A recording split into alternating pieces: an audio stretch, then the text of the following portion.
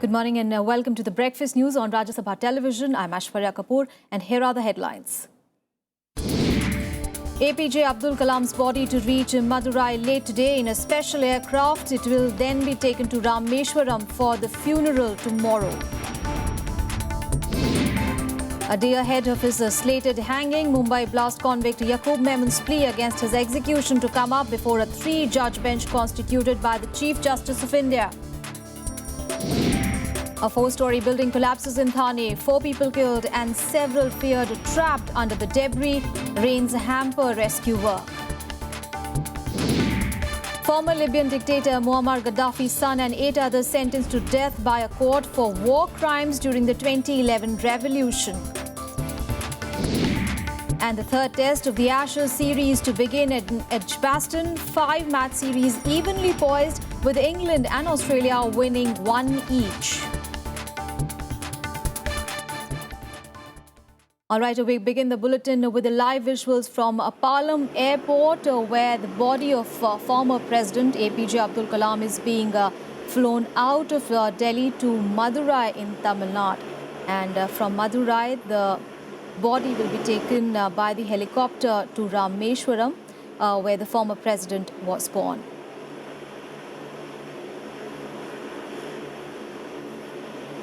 All right, you can see the live visuals from Palam Airport, where the last journey of the former president has begun.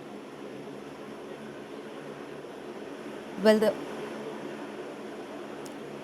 as you can see, for the last salute to the former president, number of dignitaries are here at the Palam Airport in the national capital. You can see Defence Minister Manohar Parrikar there. He's also accompanied by Venkaiah Naidu.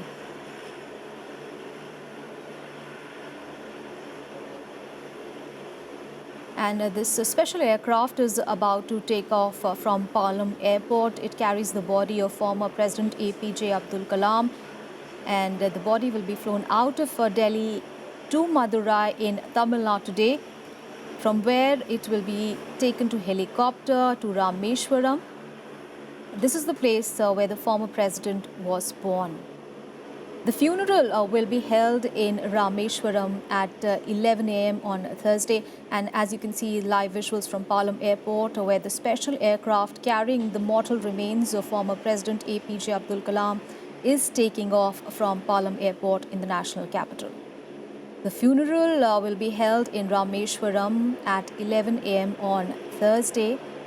And sources are saying that Prime Minister Narendra Modi is also likely to attend the visuals. Yesterday evening, a number of people paid tribute to Dr. Kalam at his residence in national capital.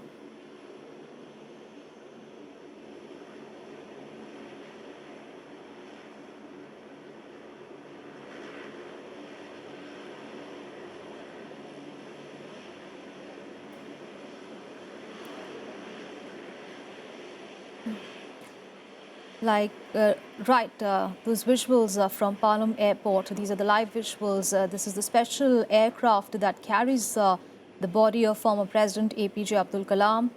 The aircraft is flowing to Madurai in Tamil Nadu. From there, the mortal remains of Dr. APJ Abdul Kalam will be taken by helicopter to Rameshwaram.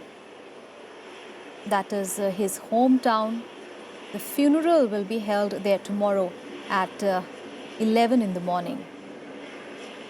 Remember, on Tuesday evening, crowds of people paid tribute to Dr. Kalam at his residence in the national capital at 10 Rajaji Marg. That included President Pranab Mukherjee, Vice President Hamid Ansari and Prime Minister Narendra Modi. And there were a number of other dignitaries as well who attended. That included former Prime Minister Dr. Manmohan Singh, Congress President Sonia Gandhi, Rahul Gandhi, Mulayam Singh Yadav, and also Uttar Pradesh Chief Minister Akhilesh Yadav. Remember, It was here at Delhi's Palam airport that President Mukherjee and Prime Minister Modi had earlier received Dr. Kalam's body, and a guard of honor by the three services was held at the airport that time. And now, visuals from Palam airport, where the body is being flown out of Delhi to Madurai in Tamil Nadu. From there, the mortal remains will be taken to Dr. Kalam's hometown, that is Rameshwaram.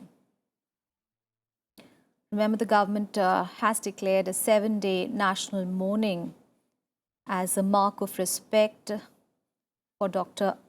Kalam. He was a man known and loved across the country, fondly called the People's President, also called the Missile Man of India. As you can see, visuals from Palam Airport, where the final journey of Dr. Kalam has begun. All right, the special aircraft there being flown to Madurai.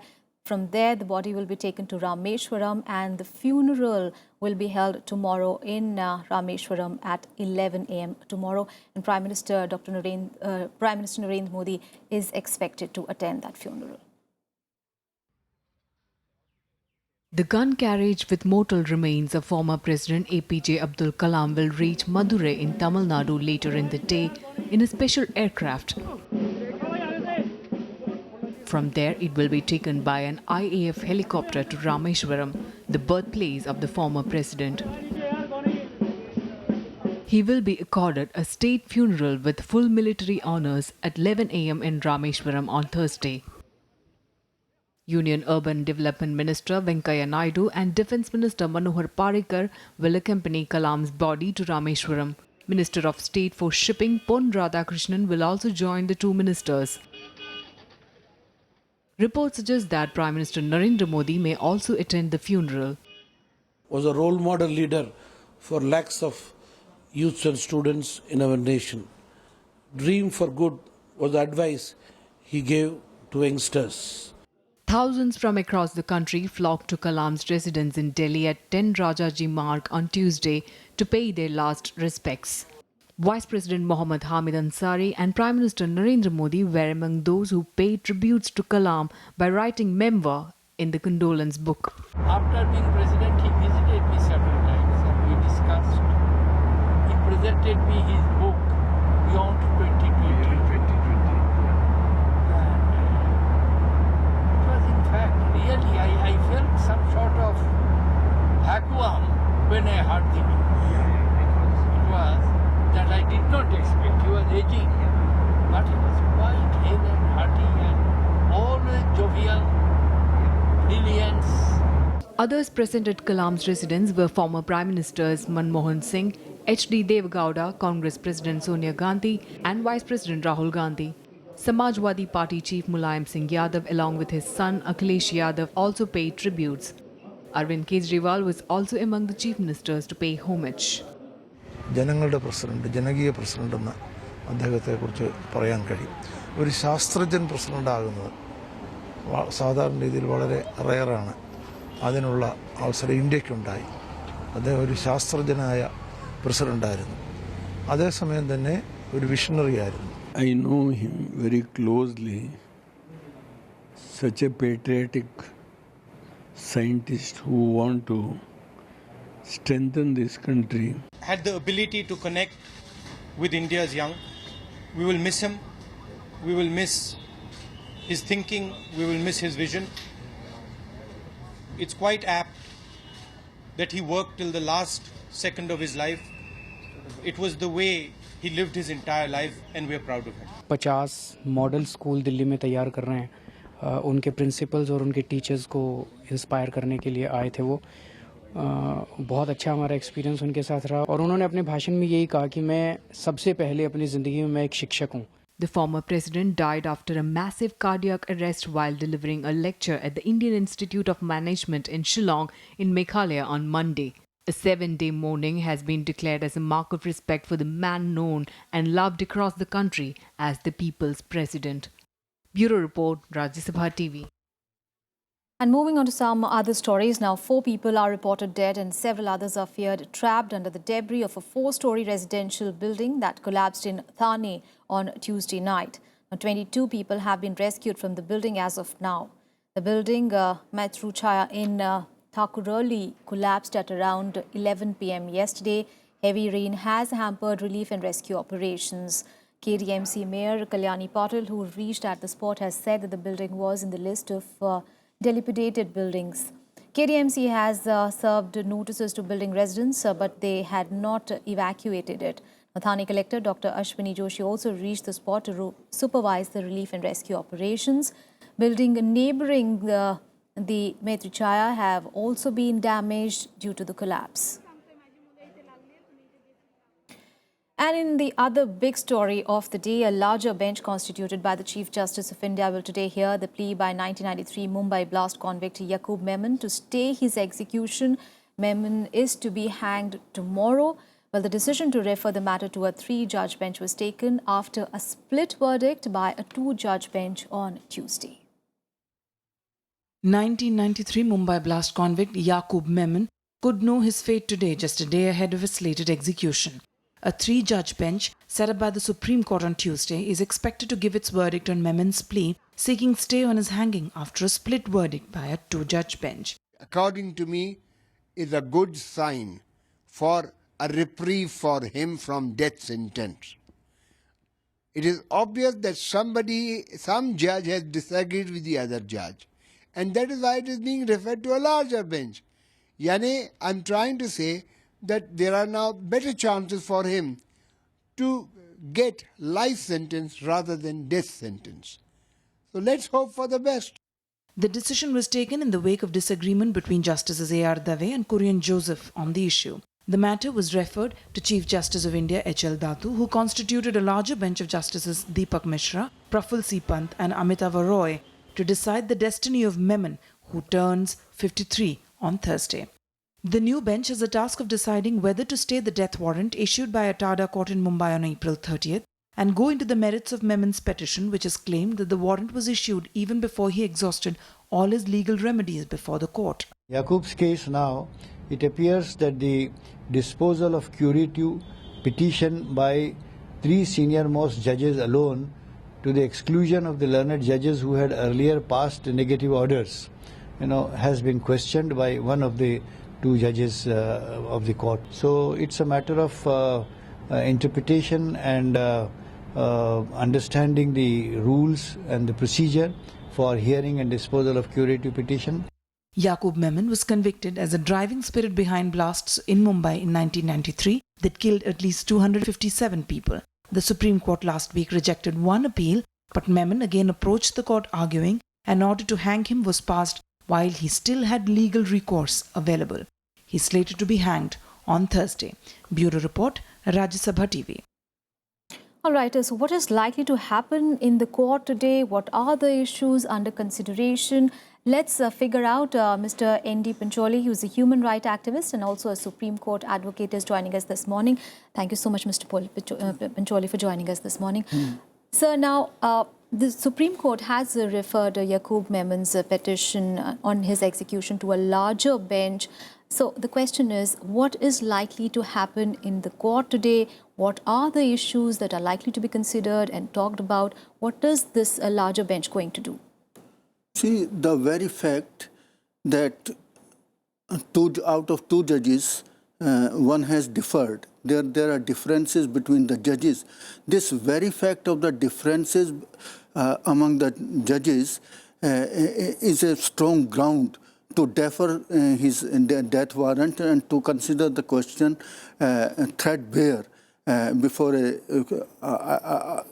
constitution bench. I think this bench should hear, and I think this that will be stayed. That has to be stayed. That I hope it will be stayed, because the questions which involved are of the procedure in which the life, the issue of life is depending of a citizen.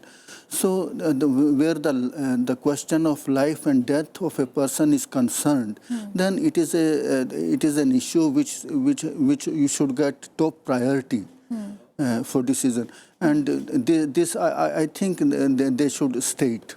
Right. And obviously, Yaqub Mehmen is to be executed tomorrow. And now these developments has come. So obviously, it has given some hope really to Mehmen that by holding out the possibility that his execution could be stayed. Yes. You see, the whole problem started before he exhausted his remedies. They issued the death warrant in April. The jail rule, the jail manual, even the last year Supreme Court judgment says that before you execute a person, you give him a chance that all his legal remedies are exhausted. That is the Supreme Court judgment of 5 judges bench last year, in which they also established rules of the how it could be execution could take place. But then, flouting all those rules, the Maharashtra government, knowing fully well that he had a remedy to go to the court as a curative petition, he could go, and all accused have been availing this remedy. And why he should not avail? He had a right to it. And even then they issued these death warrant. So that is creating all this problem. Absolutely. And in fact, this is one of the points that was raised by Justice Kurian Joseph yesterday. He said that since the procedure was not really followed, so the curative petition dismissal was not proper, and hence it requires a fresh decision. So what are the what can we expect ahead? What are the 2 options that might happen today? You see, the curative petition may likely be restored to be heard again, because the procedure required that all the judges who are party to the review petition, they should also be parties to the curative petition. Yes. But when the bench which was constituted for curative petition, the 2 judges were left out. So it was against the procedure. It was against principles of natural justice also, because the judges who were already aware of the various evidences, facts, who had dealt with the petition, they were not included in that bench. Yes. So this is a very important point, and the procedure where a person is to be deprived, is likely to be deprived of his life, and that procedure is not properly followed, then it is very bad. So, and if the court really finds out that the death warrant was wrongly issued, then will it ask the Maharashtra government to file a formal reply to Yaqub's petition? Yes, they can. It can be done, because I tell you, in Afzal Guru's case, the judge who issued the death warrant, she called me and she inquired from whether any petition is pending or you want to take any recourse. When she was satisfied that nothing is pending, nothing is all legal, then she issued the death warrant. That is the procedure which has to be followed. All right, sir. Thank you so much for joining us this morning and putting things in perspective for us. Thank you so much. Thank you. And time now to take a short break, but after that, Director General of the BSF to visit border areas along the IB in Gurdaspur to review security situation there following Monday's terror attack. We'll get you all the details. Stay with us.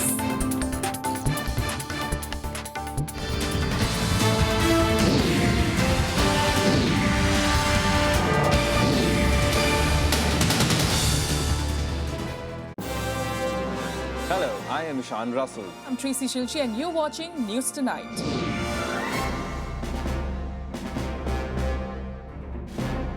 Together with the team of our dedicated professionals from across various fields. This is Shyam Sundar, Vishal Dahiya, Akhilesh Suman, Frank Pereira from Beijing, China. Kriti Mishra for Rajya Sabha Television.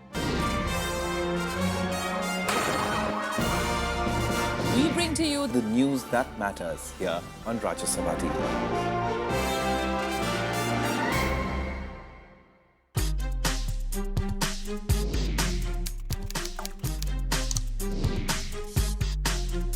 Get live Rajya Sabha session. News, views, reports and analysis you can trust on social media. Subscribe, follow, like Rajya Sabha Television.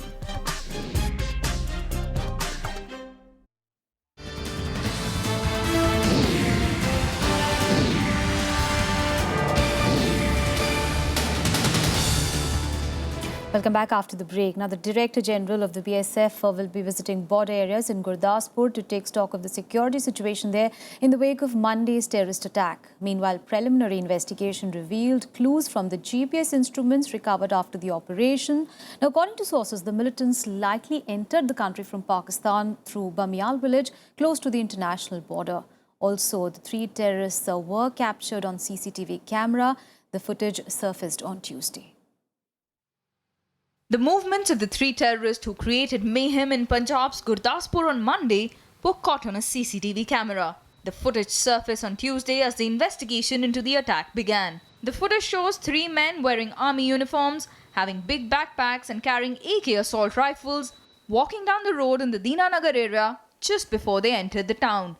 During investigations, it emerged that the terrorists unsuccessfully tried to snatch a mini truck from its driver and then opened fire on a moving bus. The carnage left 3 civilians dead before the militants attacked the Dinanagar police station. All 3 were killed after a 12-hour encounter with 4 cops dead. The state government has announced compensation for the victims. We've already announced that his family will continue to get the service benefits like salary for the remaining period of his service, and of course the pensionary benefits, plus rupees 10 lakh as immediate relief, and a member of his family, a dependent of his dependent in the family, would be given a government employment. Preliminary probe indicates that the militants crossed the Indo-Pak border and reached the town through Pathankot. GPS instrument recovered from the slain militants has been sent for forensic examination to ascertain their movements. Punjab Police के border zone, पूरे border zone के जवान और अफसर सुबह 6 बजे से उचित कार्रवाई पे लगे हुए थे। इस किस्म की घटनाएं दीनानगर के पास और जगह भी हुई हैं, पर इसके ऊपर कोई इस समय टिप्पणी देना उचित नहीं होगा। 2 more grenades were defused on Tuesday near the Dinanagar police station. According to the 4-member probe team, the grenades were made in China. Bureau Report, Rajya Sabha TV. And more updates from across the country nationwide now. The AAP government removed posters and hoardings from several areas in Delhi in which it had taken a dig at Prime Minister Narendra Modi, requesting him to allow it to work. Arvind Kejriwal government had put up the posters and holdings which were critical of Modi, suggesting the Prime Minister was creating hurdles in his functioning. The posters and hoardings were put up across the city after Chief Minister Kejriwal shot off a tense letter to Lieutenant Governor Najib Jung on 23rd of July, accusing him of acting at the behest of Modi. The Delhi High Court will take up for hearing a plea by Congress leader Ajay Maken against misuse of public funds by Delhi government to promote the Aam Aadmi Party. In his plea, Maken alleged that Kejriwal government is wasting public funds by spending heavily on its publicity campaign. As per Maken, the AAP ad campaign violates the governmental advertising content regulation guidelines of 2014 set up by the Supreme Court. At least 14 people died after heavy rains battered several districts of North Gujarat, cutting off power supply to over 2,900 villages, shutting down schools and leading to rain-related accidents. Teams of NDRF, SRP and BSF were deployed for rescue operations. Gujarat Chief Minister Anandiben Patel held a high-level meeting to take stock of the situation. And now on to our top international story. Former Libyan dictator Muammar Gaddafi's son and 8 others have been sentenced to death by a court for war crimes and suppressing peaceful protests during the 2011 revolution. The United Nations Human Rights Commission said that it was deeply disturbed by the sentences. Human Rights Watch also condemned the trial, and those convicted now have the right to appeal against their sentences within 60 days. أولاً بإدانة المتهمين الأول سيف الإسلام القدافي والثاني عبد الله محمد السنوسي والثالث البغدادي علي المحمودي والرابع منصور ضو إبراهيم والخامس أبو زيد عمر دودة. Saif al-Islam Gaddafi, son of late dictator Muammar Gaddafi, being sentenced to death by a court in Libya over war crimes linked to the 2011 revolution. Saif Gaddafi, once seen as his father's heir apparent, was condemned to death along with 8 other figures from the former dictatorship, including the former intelligence chief and Gaddafi's last prime minister. Saif al-Islam was not in court but has previously appeared via video link. However, the trial, which opened in Tripoli in April last year, has been mired in controversy after human rights group and the International Criminal Court questioned its standards. It's not a judicial process, in my view. It's judicially sanctioned execution at gunpoint. And so you have something which, as with all show trials, has all the trappings and outward shows of a trial with judges who are in judicial robes and appear to be judges, and defence lawyers who appear to be there to do their role. But it's all window dressing. It's clear that the militia wanted a certain outcome, that outcome had to happen. There is uncertainty about whether the sentence will be carried out, as Gaddafi is being held by a militia in the town of Zintan that refuses to hand him over. Saif and the other defendants were accused of incitement to violence and murdering protesters during the revolution that eventually toppled Colonel Gaddafi. Since his death, Libya has been plagued by instability and currently has no single government. Instead, 2 warring factions each claim to run the country. Bureau Report, Rajya Sabha TV. And on to sports now. Well, the third test of the Ashes series between Australia and England will be played later today at Edgbaston in Birmingham. Now, both the teams are confident of a win.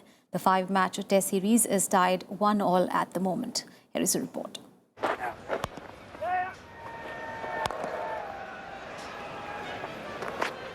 The most intriguing test match will resume once again. Both England and Australia will take on each other for the third test of the prestigious Ashes series at Edgbaston in Birmingham. England's convincing win in Cardiff, followed by Australia's commanding success at Lord's, the Edgbaston test could well see a decisive twist in the battle for the Ashes. The manner in which Australia swept the host aside in the second game by a commanding 405 runs, Michael Clarke's men would fancy their chances once again with form, confidence and momentum on their side. I think every game's important, there's no doubt about it. I said at the start of the series I expected this to be a tough series, and so far it certainly has been. So I think it's important for us to run with this momentum while we have it, take confidence from Lords, but also remember how disciplined England were in Cardiff, and we know how good an opposition they are. While England will be eager to bounce back and put their embarrassing loss behind, the second test witnessed the English top order below par. This is also a year England has seen bounce back from defeats by the West Indies and New Zealand with a win in their very next test, and the hosts will surely love to repeat this time as well after the humiliating 405 runs defeat in the second test. Yeah, Lords was obviously a tough 4 days, especially on the back of Cardiff where we played so well, and you know, we talked about backing up a good performance with another, and we couldn't manage to do it. You know, a fantastic ground where, you know, if we play some good cricket, the crowd really get behind us. And we are just, as a group of players, looking forward to that challenge against a very good side. Heavy rain in Birmingham over the last week has hampered the preparation of the pitch. The surface was liberally coated with grass on Monday, but it's anybody's guess how it will appear today when Alistair Cook and Michael Clarke walk out for the toss. Bureau Report, Rajya Sabha TV. And more sporting action in Sports Beat. The Indian women's recurve archery team has qualified for Rio Olympics 2016 games, pitted against 7th seed Germany. Indian trio of Deepika Kumari, Lakshmi Rani Majhi and Rimil Borliri showed nerves of steel to bounce back from 1-3 to coast to a 5-3 win and make the last 8 In the quarterfinal, the 10th-seed Indian women's team will now face Colombia. The executive board members of the International Olympic Committee is meeting in Kuala Lumpur, Malaysia today to decide the host cities of the 2022 Olympic Winter Games and also the 2020 Winter Youth Olympic Games. The Chinese capital Beijing and Kazakhstan Almaty are the only bidders for the Winter Olympics in 7 years' time. Hamburg Open's wildcard and top seed Rafael Nadal beat his Spanish compatriot Fernando Verdasco 3-6, 6-1, 6-1. Nadal broke his fellow Spaniard in the opening game, but Verdasco fought back and took a 4-2 lead before taking the set 6-3. In the second set, Nadal was 3-0 up and only Verdasco's first ace held the score at 5-1, but Nadal then took the set. Nadal last played in Hamburg, where he won the tournament in 2008. And before we wrap up the bulletin, here are the visuals of Odisha sand artist Sudarshan Patnaik's homage to late President APJ Abdul Kalam. Take a look. Thanks for watching.